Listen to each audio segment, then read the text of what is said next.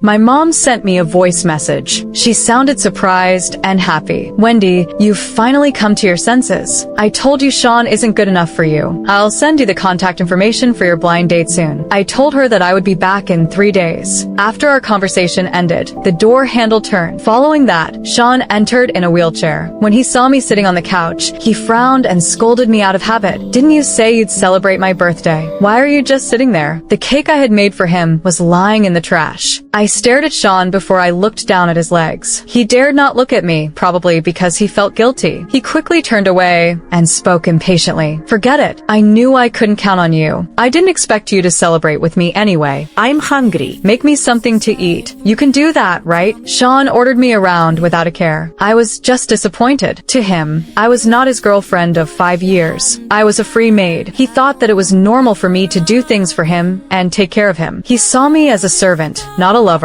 Right then, my disappointment grew. I wanted to ask him why he had been lying to me. However, after some thought, I decided not to. I did not care about his legs anymore, and I was leaving anyway. Just then, someone knocked on the door. Soon after, Josie walked in without asking. She did not seem to notice the tension between Sean and I. She walked over to him and affectionately tied a scarf around his neck. Then, she straightened up and raised an eyebrow in fake surprise. Wendy, you're here too? I was bored, so I knitted this scarf. I have no idea if Sean will like it. Sean glanced at me and said with a smile, Josie, you're so talented. This scarf looks great. They were exchanging flirtatious looks right in front of me. I took a glimpse of the scarf that Josie had knitted. I suddenly remembered that I had also knitted one for Sean a week ago. What did Sean do at the time? He looked at it with disgust and tossed it on the floor like trash. Wendy, if the time you spent on knitting was spent on work instead, people at the company wouldn't ostracize you, he said in a mocking, disdainful tone. I lowered my head and picked up the scarf. That night, Sean suddenly grabbed it from the couch and hurried out in his wheelchair. I thought that he had just lied about not liking it. Worried that he might catch a cold, I quietly followed him. However, I saw him give the scarf to Josie, who was waiting outside. Josie, this scarf is for you. You don't need to buy clothes for the stray dogs anymore. Wendy's scarf is warm. You can lay it on their bed. Sean's irritated voice snapped me out of my thoughts. Wendy, are you deaf? Didn't I tell you to make Josie a cup of coffee? I took a deep breath. I needed to bear with it. Just 3 more days. 3 more days, and I would be done with both of them. Josie spoke up for me. Sean, don't talk to Wendy like that. Maybe she's just tired from taking care of you, so she didn't hear you. Then, she glanced at Sean's legs. He hated it when people mentioned it. Sean glared at me and said, Wendy, don't be difficult. I'm your boyfriend. It's your job to take care of me. He gritted his teeth as he looked at me. That's about to change, I suddenly said. It was my first time talking back to him. Sean was caught off guard. When he noticed that I was not panicking as usual, he glared at me again.